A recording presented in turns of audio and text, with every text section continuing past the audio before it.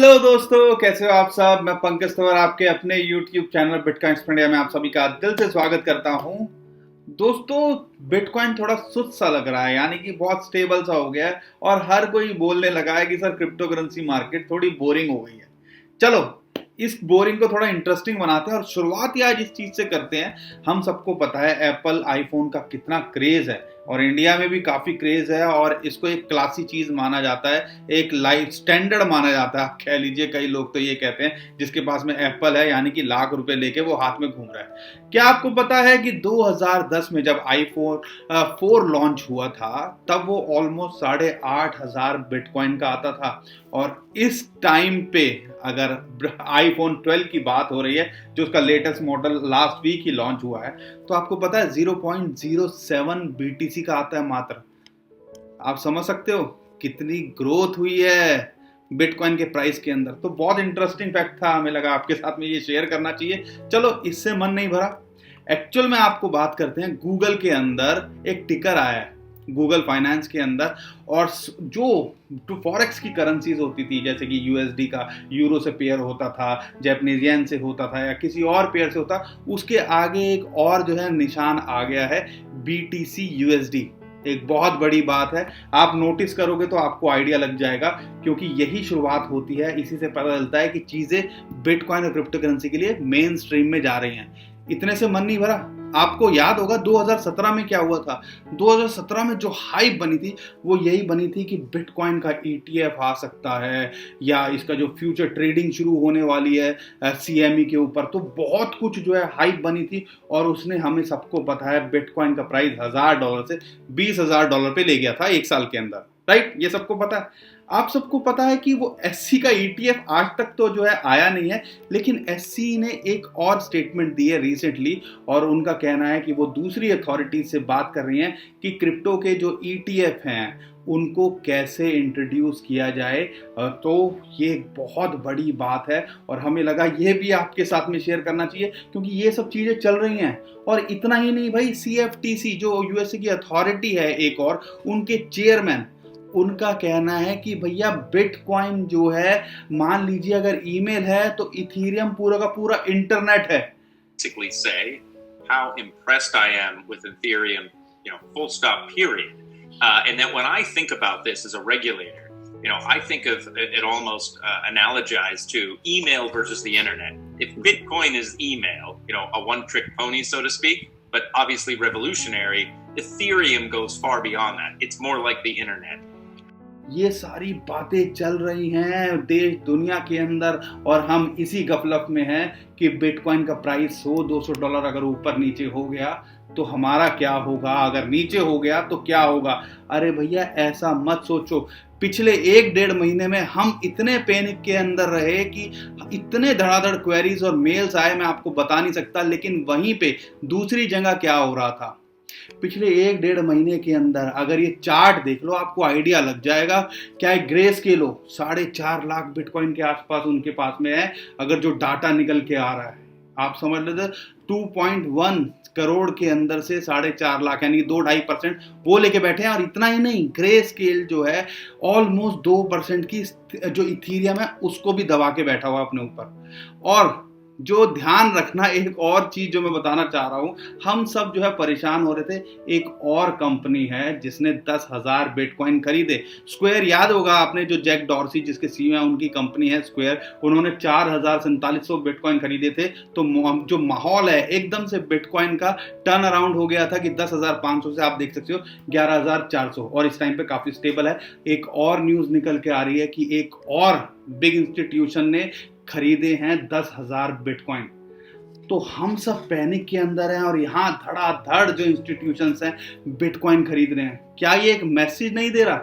अगर आप ध्यान से नोटिस करोगे, क्या ये वो मेन स्ट्रीम हो, अथॉरिटीज हो, वो कैसे इसको इंप्लीमेंट किया जाए उसकी बात कर रही हैं। और इंस्टीट्यूशंस जो है धड़ाधड़ खरीदे जा रहे हैं। तो क्या आप इसके अंदर कुछ लिंक समझ पा रहे हो? क्या आप समझ पा रहे हो कि होने क्या वाला अगले 3 से 6 महीने में? अगर ये जो बात, क्योंकि हम सब हैं आम इन्वेस्टर, हम सबको नहीं पता होता, लेकिन अथॉरिटीज और ये बिग वेल्स जो होती हैं, इंस्टीट्यूशंस होते हैं, इनमें इंटरनली बहुत कुछ होता है जो शायद हमें पता भी ना चले या पता नहीं चलता है पर्दे के पीछे। तो कोई बड़ी बात नहीं होगी एकदम से ये न्यूज़ निकल के आए कि ETF अप्रूवल हो गया या जो है और ईज आउट कर दिए क्रिप्टो के लिए रेगुलेशंस। तो शायद क्या यही मैसेज दे रहे हैं इंस्टीट्यूशन, जो बड़े बड़े, जो जितने भी बड़े बड़े आपको ये लिस्ट दिख रही है, ये लगातार बिटकॉइन को खरीदे जा रहे हैं। तो हमें सोचना पड़ेगा और अपनी सोच उसके हिसाब से करनी पड़ेगी। तो ये बहुत कुछ चल रहा है, यहाँ तक तो बात सही थी। आपको याद होगा हम लगातार अपनी वीडियोस के अंदर आपको ये बोलते आ रहे हैं कि भैया अपने पोर्टफोलियो का सारा मत लगाओ, लेकिन 5% तो कम से कम अपना जो है पोर्टफोलियो का जितना भी है उसको बिटकॉइन या क्रिप्टो करेंसी में लगाओ।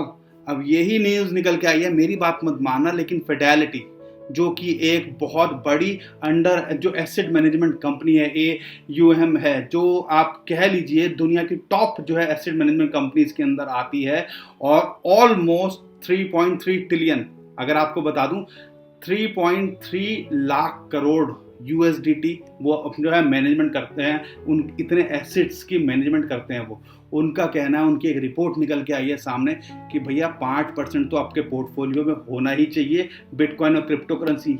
ये क्या हो रहा है? अरे भैया इतना कुछ चल रहा है और हम जो है इसी गफलत में हैं कि भैया $100-200 ऊपर जाएगा क्या नीचे जाएगा। तो आपको समझना पड़ेगा ये सब सिनेरियो जो चल रहे हैं ये इसलिए नहीं चल रहे हैं कि ये $5,000 पे आ जाए। चलो मैं तो कह रहा हूँ $5,000 पे आ भी जाए तो अपॉर्चुनिटी बनेगी, लेकिन ये इस लिए चल रहा है, जो मुझे आभास हो रहा है कि हो सकता है बिटकॉइन का प्राइस अगले 3 महीने के अंदर आपको 5,000 नहीं, ये $20,000 से ऊपर भी दिख सकता है। इस साल की क्लोजिंग अगर हो जाएगी $20,000 से ऊपर तो हैरानी मत मानिएगा, क्योंकि जो इतनी हलचल इंस्टीट्यूशंस के अंदर चल रही है पहले कभी नहीं देखी गई पिछले 1-2 साल के अंदर, जो इस टाइम पे चल रही है। तो आप समझिए और इसी हिसाब से अपना विचार बनाइए, ट्रेड कीजिए और रिस्क उतना ही लीजिए जितना आप झेल सकें। और यही हम लगातार आपको कहते हैं, क्योंकि 5% अगर पोर्टफोलियो में होगा तो शायद वो किस्मत तो बदल सकेगा आपकी, लेकिन 5% अगर लॉस हो गया आपके पोर्टफोलियो का तो आपकी किस्मत खराब नहीं होगी। तो ये आपको सोच जो है अपनी डेवलप करनी पड़ेगी। अगर मैं बिटकॉइन की बात करूं, लगातार हम रेगुलरली बता रहे थे, टेक्निकली बात करते हैं तो 11,400 11,500 एक रेजिस्टेंस है, जो हमने आपको लास्ट वीडियो में भी बताया था, और लास्ट टू लास्ट हर वीडियो में आप देख लीजिएगा वो चार्ट आपको दिख जाएगा, और जैसा भी दिख भी रहा है आपको। तो 11,400 11,500 एक रेजिस्टेंस है। इसको अगर इसके ऊपर जो है क्लोज करता है और वहां टिकता है थोड़े दिन, तो आपको उम्मीद कर सकते हो कि ये दोबारा से $12,000 को टेस्ट करेगा। और अल्टीमेटली हमारा जो टारगेट है, जो हमें लगता है इसको छूना चाहिए आने वाले 1-2 महीने के अंदर, वो है 13,300। हमें लगता है यहाँ तक ये जरूर आना चाहिए। अगर ये वहां तक जाए तो हैरानी मत मानिएगा, और 3 महीने जैसा ये सिचुएशन चल रही है ओवरऑल, अगर ये $20,000 भी छू जाए तो हैरानी मत मानिएगा। ऐसा ही एक्सपर्ट्स का भी कहना है। और 2016-17 में बिटकॉइन हाफिंग के बाद क्या हुआ था, वही अगर ट्रेंड रहा तो भाई साहब ये $30,000-40,000 भी हो सकता है अगले 6 महीने से 1 साल के अंदर। और बड़े बड़े एक्सपर्ट्स का भी यही कहना है, और बहुत कुछ कह सकते हैं। अगर बिटकॉइन के प्राइस के लिए प्रिडिक्शन की बात करें तो पूरी की पूरी बिग जो है बुक बन जाएगी। लेकिन फिलहाल हमें जो है अगर अगले पड़ाव की बात करें, 12,000 अगर 11,500 से क्लोज करता है तो 12,000, और 13,300 एक इसको इंपॉर्टेंट रेजिस्टेंस मिलेगी। उसके ऊपर क्लोज करता है तो ये $20,000 भी जा सकता है। अगर सपोर्ट की बात करें, अगर यहाँ वर्स्ट सिचुएशन होती है, कुछ बुरा आ जाता है, जैसे भी बिटमैक्स का आया था, अब OKX का सस्पेंशन की बात आ गई है कि विड्रॉल सस्पेंशन कर दिए, क्योंकि उनका जो जिनके पास में की है, जो ऑथराइज जो करते हैं की को, तो उनको अरेस्ट कर लिया है, या वो जो है जो एजेंसी है इन्वेस्टिगेटिंग उनके साथ कोऑपरेट करें तो टच में नहीं है, तो टेम्परेरी उन्होंने क्लोज कर दिया है। और उनका कहना है, जो स्टेटमेंट आई है, कि जल्दी ही जैसे ही वो कांटेक्ट में आएंगे तो वो विड्रॉल ओपन कर देंगे। तो ये सब चीजें जो होती है ना, उससे कहीं ना कहीं पैनिक का माहौल दोबारा से बनाने की कोशिश की गई। लेकिन हम सबको समझने की बात है कि एक्चुअल में अल्टीमेट गोल क्या है। क्या ये पहली बार हो रहा है? नहीं, हर बार ऐसी न्यूज़ आती है, थोड़ा सा नीचे पैनिक आता है, लेकिन बिटकॉइन अपने आप को दोबारा प्रूव करता है। 2013 ले लो, 2017 ले लो और 2020 या 21 ले लो, डिसाइड आपको करना है। अगर सपोर्ट की बात करें तो 10,500 इसको जो है एक सपोर्ट है, अगर वहाँ नहीं टिकता, बुरे हालात होते तो $9,700, जो हमें लगता है कि चांसेस इस टाइम पे फिलहाल कम बन रहे हैं।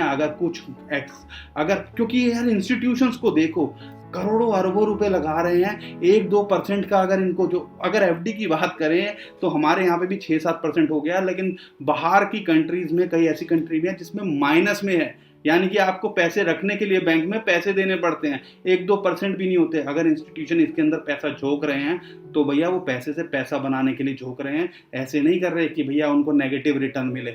हमें ये सोचना पड़ेगा और क्या चल रहा है पर्दे के पीछे, तो ये शायद और मैं आप आइडिया भी नहीं लगा सकते, हमें उस सोच को डेवलप करना पड़ेगा। और इथीरियम की बात करें, $360 से ये ऊपर है तो टेंशन फ्री रहिए, बुरे हालात के अंदर $320 आ सकता है, और अगर ये यहाँ से पंप किया तो $400 एक रेजिस्टेंस है। अगर $400 को ऊपर क्लोज करता है, हमें लगता है, आज भी हमें लगता है कि इस साल के एंड तक ये 500 से $750 के बीच में कुछ भी क्लोज कर सकता है अगले 3 महीने के अंदर। बाकी सपोर्ट और रेजिस्टेंस मैंने आपको बता ही दिया है उसका। तो आज के लिए इतना ही। वीडियो पसंद आई है तो लाइक कर दीजिएगा, शेयर कर दीजिएगा, चैनल पर पहली बार आए तो सब्सक्राइब करके जरूर जाइएगा। तो अभी के लिए मैं विदा लेता हूँ। खुश रहिए, मुस्कुराते रहिए, कमाते रहिए। आपका दोस्त पंकज। थैंक यू, नमस्कार, धन्यवाद, जय हिंद।